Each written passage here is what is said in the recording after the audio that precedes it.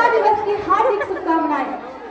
आज बड़ी हर्ष की बात है कि मुझे आज के स्वतंत्रता दिवस के शुभ अवसर पर अपने विचार रखने का सौभाग्य प्राप्त हुआ है।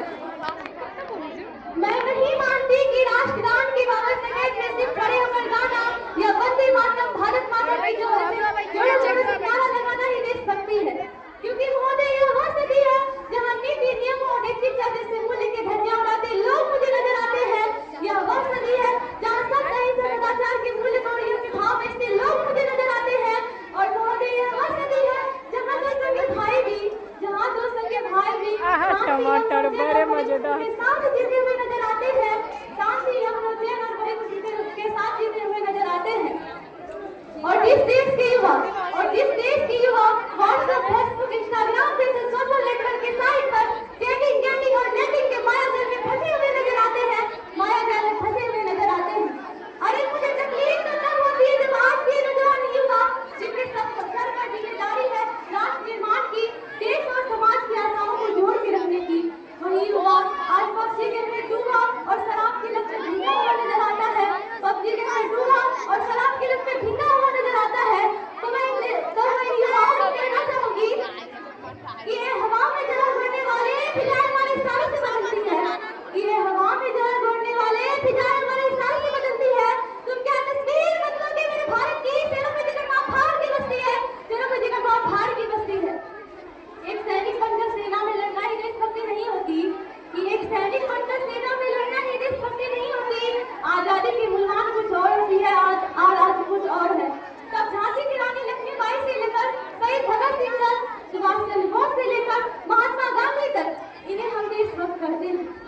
लेकिन आज मैं देशभक्त कहूँ तो किसे कहूँ, अपने परिवार समाज और देश के प्रति समर्पण के भाव है देशभक्ति।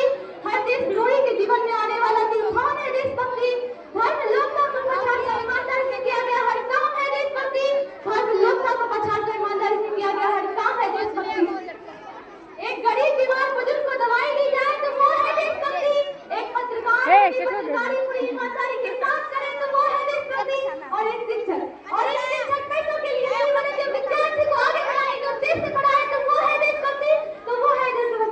और आज के नौजवान युवा इस वतन की रक्षा के खातिर पहले दूसरे को पाने के लिए नहीं, पहले खुद मरने को तैयार हो तो वो है देशभक्ति। अगर बात मैं आज महिलाओं को करूं तो आज मैं रक्षित नहीं बल्कि सुरक्षित बनाने की जरूरत है, क्योंकि आज कन्या दहेज प्रथा, बाल विवाह और बलात्कार जैसी बातें बढ़ती हुई नजर आती है। तो नारी सशक्तिकरण में मैं आपसे कुछ पंक्तियां साझा करना चाहूंगी। इस वतन की रक्षा का हम लड़कियों का भी हक है, इतिहास के किताबें उठाकर देख लो जिनको हमारे काबिलियत पर शक है, किसी के लिए खुशियां लेकर आई हूँ तो किसी के लिए गाली परछाई हूँ, मैं इस वतन की रक्षा में बड़ी कंध से कंधा मिलाने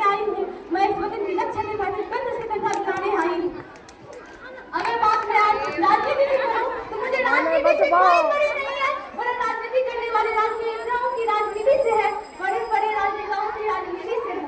जहाँ ना कोई उम्मीदवार एक राजा नहीं बल्कि एक सेवक होना चाहिए, जो जनता की हर समस्याओं का निदान कर सके, और हाँ, जनता से लड़ झगड़ करके नहीं, जब सोच समझ के फैसले लिए जाएंगे तब हमारा राष्ट्र निर्माण संभव होगा। तो मैं इन नेताओं को कहना चाहूंगी कि जिन्हें हार समझ बैठे जिन्हें हार समझ बैठे अपना सजाने को, वही अब नाग बन बैठे हमी को काट खाने को,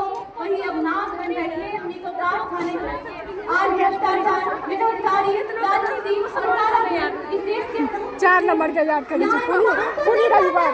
लेकिन इंसानियत जो खा जाती है, जहाँ इंसान जो जड़ जाता है लेकिन इंसानियत जो खा जाती है।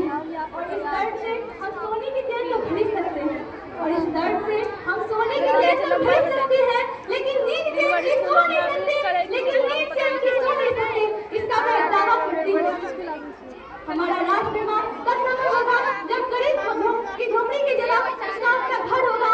हमारा राष्ट्र निर्माण तब संभव होगा जब प्रत्येक किसान के खेत में पानी